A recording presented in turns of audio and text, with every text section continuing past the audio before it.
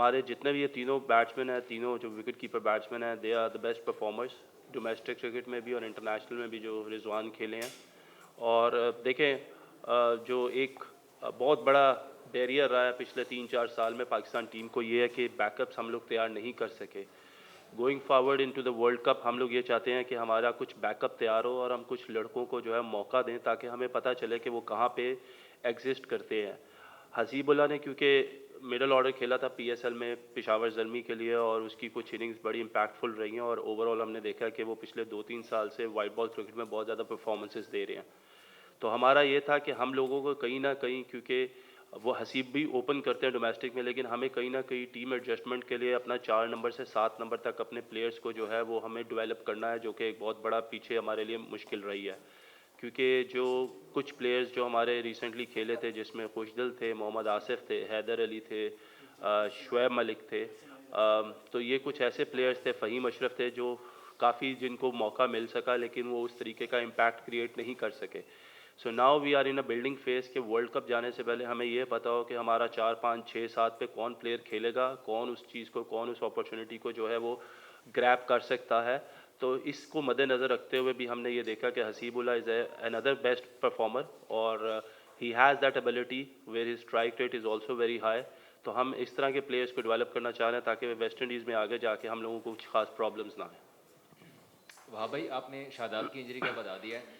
साथ में एहसानुल्लाह और नसीम शाह भी एक लंबे अरसे से इंजरीज का शिकार हैं। मेडिकल पैनल की उनके हवाले से आपके पास क्या रिपोर्ट्स हैं? क्या वो पीएसएल खेल सकेंगे या नहीं? और वो पाकिस्तान टीम में कब तक कमबैक कर सकेंगे? क्या वो आपके टी20 वर्ल्ड कप के लिए प्लान का हिस्सा हैं? देखें, एहसानुल्लाह, शादाब खान, मोहम्मद हसनैन, नसीम शाह, ये 4 वो लड़के हैं जो इस वक्त अनफिट है, अनफिट थे। हसनैन, अच्छी खबर यह है कि हसनैन और नसीम ने जो है वो रिकवर किया है, और इस वक्त नसीम जो है वो क्रिकेट एकेडमी में जो है अपना जो रीहैब है उसको प्रोसेस कर रहे हैं, और होपफुली वो पीएसएल तक, बिकॉज हम उन पे कुछ ज़्यादा लोड नहीं करना चाह रहे, तो पीएसएल तक he will be available for his Islamabad United, same as Mohammad Hasnain. वो भी अभी फिट होके वापस आए हैं, और उनको भी अब हम लोगों ने एकेडमी में जो है हम उनको बुला रहे हैं, ताकि हम उनको भी असेस कर सकें, क्योंकि गोइंग फॉरवर्ड ये हमारे एसेट्स हैं। एहसानुल्लाह, अनफॉर्चुनेटली उसको अभी थोड़ा सा टाइम और लगेगा। सो आई एम नॉट श्योर कि अगर वो अभी इस दफ़ा पीएसएल खेल सकेंगे या नहीं खेल सकेंगे। लेकिन शादाब भी हमारे लिए, जिस तरह मैंने कहा, is a very important player to us. तो उनका भी, क्योंकि ये जो एंकल की इंजरी हुई है उसके बाद वो भी एकेडमी आ रहे हैं, तो और वहाँ पे उनको रिहैब भी करवाया जाएगा। उनके साथ अरशद इकबाल भी हैं। सो हम लोग ऑलरेडी इन लड़कों पे हमारी नज़रें हैं, और हम इनको इंशाल्लाह लेके चलेंगे। वहाब भाई, पहले तो शान मसूद की बात करते हैं। शान मसूद जो है वो कप्तान है टेस्ट टीम के, पाकिस्तान टी20 स्क्वाड का भी हिस्सा है वर्ल्ड कप में भी, और रेगुलर में जो सीरीज हुई है उसमें भी।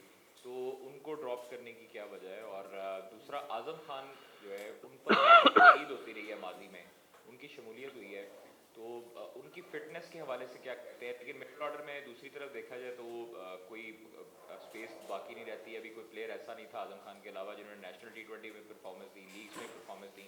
तो इस हवाले से क्या कहते हैं? देखिए, आज़म को हम लोगों ने बड़ा क्लोजली वॉच किया है, और एट टाइम्स ऐसा होता है कि आपको फिटनेस के ऊपर स्किल्स को आपको प्रेफर करना होता है। एक प्लेयर जो आपको मैच जितवा सकता है, I think that is much more important than anything else. Past में हमारा ये ज़रूर रहा है कि फ़िटनेस का लेवल होना चाहिए। इस पे हमारी आज़म खान से बात हुई है। We have given him a very clear message going forward कि we want to invest in you, but at the same time you have to respond as well. और ऑब्वियसली आप किसी से ये बिल्कुल नहीं एक्सपेक्ट कर सकते कि 10 दिनों में वो अपना 10-15 केजी नीचे गिरा लेगा, बट देयर इज़ अ वे। अभी आज़म जो है वो जाएंगे टीम के साथ, और उसके बाद क्योंकि वी हैव सीन के पीएसएल में, डोमेस्टिक में और ऑल ओवर द लीग्स उनकी जो परफॉर्मेंसेज रही हैं, he is a very impact player. और नंबर 6 पे जिस तरह हमने कहा कि हम सब, क्योंकि हम लोगों ने सबको ट्राई कर लिया हुआ है मोस्टली, तो हम लोग चाहते हैं कि हम आज़म को जो है वो एक चांस दें, एक मौका दें, and when he will B come back, तो उनकी जो फिटनेस गोल्स हैं उनको भी हम लोग खुद मैयर भी करेंगे, और इस सीरीज़ के बाद जो भी टाइम मिलेगा उस पर वो हम उनको एकेडमी भी बुलाएंगे, and he is already working hard in Karachi, और कम्युनिकेशन जो है वो बड़ी क्लियर है उसके साथ, तो इंशाल्लाह वो जो है वो उसमें भी आपको बेहतरी नज़र आएगी। Going forward, Shan Masood was also one of the probables जिनका हम लोगों ने जिस पे डिस्कशन हुई थी। शान को हमने देखा है, हमें पता है शान की क्या कैपेबिलिटी है, क्या कैपेसिटी है, बट गोइंग फॉरवर्ड क्योंकि हमने कहा कि हमारे पास टाइम बहुत मिनिमम है, उसमें हम हर लड़के को मौका नहीं दे सकते, इसलिए शान को फ़िलहाल इस सीरीज़ के लिए हम लोगों ने कंसिडर नहीं किया। लेकिन अगर आगे अगर हमें उसकी ज़रूरत पड़ी एंड वी फील कि अगर वो गैप कोई फिल नहीं कर रहा, तो आप हो सकता है शान को इस टीम का हिस्सा देखें। हाँ भाई, बहुत से यंगस्टर पहली मर्तबा इसमें सीरीज में नजर आ रहे हैं। क्या जिस तरह भारत अपनी बी टीम तैयार कर रहा है सीनियर के पीछे, क्या उसी का आप लेके चल रहे हैं कि भारत की तर्ज पर हम बैकअप प्लेयर्स का तैयार करें? तो क्या यही एक है? अशर भाई देखिए, मैं ये समझता हूँ कि आपके सीनियर्स प्लेयर्स के साथ आपका यंग टैलेंट होना बहुत ज़रूरी है। आपके कुछ प्लेयर्स ऐसे हैं जो पाकिस्तान को रिप्रेजेंट करते हैं और they are the best players going forward into the competitions. हमें बिल्कुल अपना बैकअप तैयार करना है, जिस तरीके से मैंने पहले कहा ओपनिंग स्टेटमेंट में कि हमारे पास अनफॉर्चुनेटली जितने भी हमने मिडिल ऑर्डर में प्लेयर्स ट्राई किए थे वो अनफॉर्चुनेटली उस तरीके से परफॉर्म नहीं कर सके और उनको बड़े मौके मिले। So now we have to look into the new talent वे वी विल सी कि वो लोग क्या प्रोड्यूस कर सकते हैं। ऐसा नहीं है कि जो इस टीम का हिस्सा नहीं है वो आगे जाते हुए हमारे प्लान का हिस्सा नहीं है। PSL is one of the best competitions in the world और उसमें अगर कोई परफॉर्म करता है तो we are having our eyes on them. But going forward हमें अपना बैकअप ज़रूर तैयार करना है। हमें पता होना चाहिए कि हमारे लड़के कौन हैं, कौन जो है वो पाकिस्तान को फ़ायदा दे सकते हैं। तो दैट इज़ अनदर रीजंस कि एक तो आपको अपने जो परफॉर्मर्स हैं डोमेस्टिक क्रिकेट के उनको भी प्रमोट करना चाहिए, उनको भी मौका देना चाहिए और उसके साथ आपके सीनियर प्लेयर्स को भी खेलना बहुत ज़रूरी है।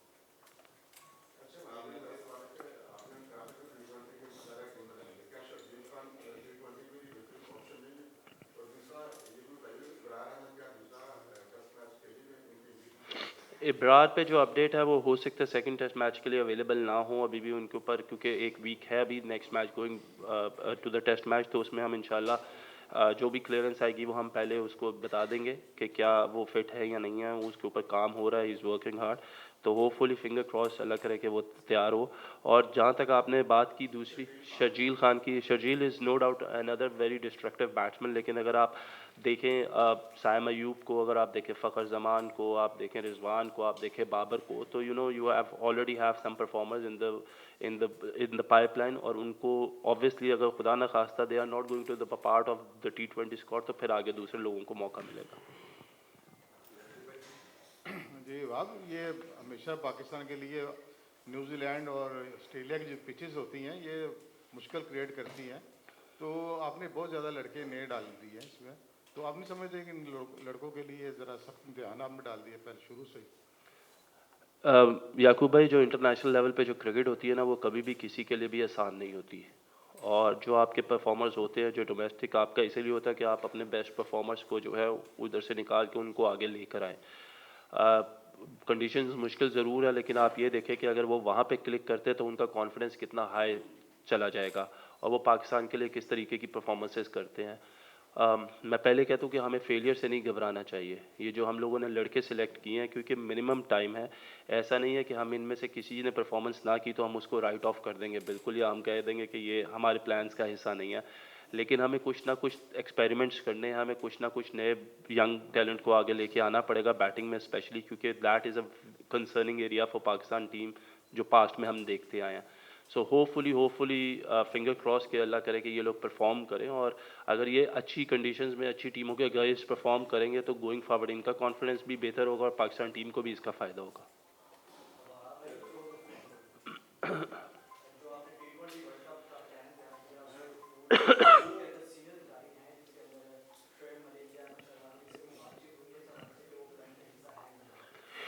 देखें, मैंने जिस तरह कहा कि कोई भी प्लेयर राइट ऑफ नहीं है।